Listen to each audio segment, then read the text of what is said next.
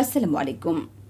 নারায়ণগঞ্জের সিদ্ধিরগঞ্জে বিয়ের প্রলোভনে ধর্ষণের অভিযোগে দায়ের করা মামলার তদন্ত প্রতিবেদন আদালতে দাখিল করেছে police bureau of investigation PBI. শুনানি শেষে আসামি আব্দুল মোমিনের বিরুদ্ধে গ্রেফতারি পরোয়ানা জারি করেছে আদালত। বিস্তারিত জানাচ্ছেন আমাদের সিদ্ধিরগঞ্জ প্রতিনিধি।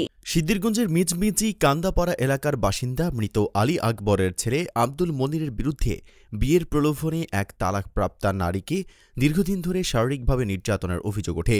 অভিযোগে বলা হয়, বিয়ের প্রতিশ্রুতি দিয়ে ওই নারীর সঙ্গে সম্পর্ক গড়ে তোলেন মমিন। একাধিকবার বিভিন্ন স্থানে নিয়ে শারীরিক সম্পর্ক স্থাপন করেন তিনি। এমনকি কাবিন করার আশ্বাস দিয়ে খালি স্টাম্পে স্বাক্ষরও নেন অভিযুক্ত মমিন।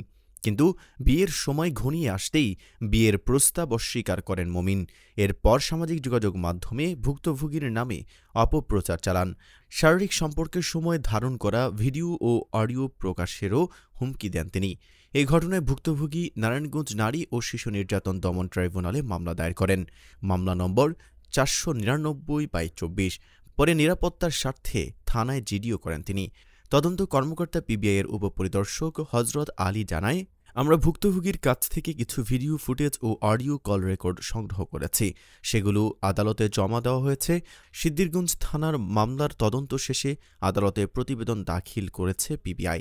শুনানি শেষে আদালত গ্রেফতারি পরোয়ানা জারি করে অভিযুক্ত মমিনের বিরুদ্ধে। আমার নাম রুবিনা, আর আমি সিদ্ধিরগঞ্জ কান্দাপাড়া থাকি। আর কান্দাপাড়া আমি মমিন নামে এক লোক, তার সাথে আমার সম্পর্ক ছিল দীর্ঘদিন 3 বছর। বিভিন্ন জায়গা নিয়ে উনি আমার সাথে শারীরিক সম্পর্ক করে। ওর পরে আমি ওনাকে আদালতে মামলা করছি। এখন আমি ন্যায় বিচার চাই, সুস্থ বিচার চাই। দর্শনকারীর জন্য এই বিচার যেন সুস্থ বিচার হয়। রুবিনা মেয়ে, ওই মেয়েকে নিয়ে মমিন নামে এক লোক আমার ওই মেয়েকে নিয়ে বিয়ে করবো বলে নিয়ে ওনার সাথে শারীরিক সম্পর্ক করছে। এখন এর জন্য আদালতের কাছে আমি সর্বোচ্চ ন্যায় বিচার চাই, যাতে এটা হয়। ভুক্তভোগী এক নারী মমিন নামে কান্দাপাড়া নিবাসী সিদ্ধিরগঞ্জ থানার বাসিন্দা, তার বিরুদ্ধে ধর্ষণের মামলা করে বিজ্ঞ আদালত মামলাটি পিবিআইকে তদন্ত দেন। পিবিআই তদন্ত শেষে আসামির বিরুদ্ধে অভিযোগ প্রমাণিত হয়। অভিযোগ প্রমাণিত হওয়ার পর বিজ্ঞ আদালত সন্তুষ্ট হয়ে আসামির বিরুদ্ধে গ্রেপ্তারি পরোয়ানা ইস্যু করেন।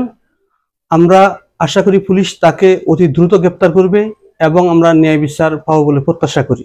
এই হিসাবে এই মামলাটি পরিচালনা করিতেছি।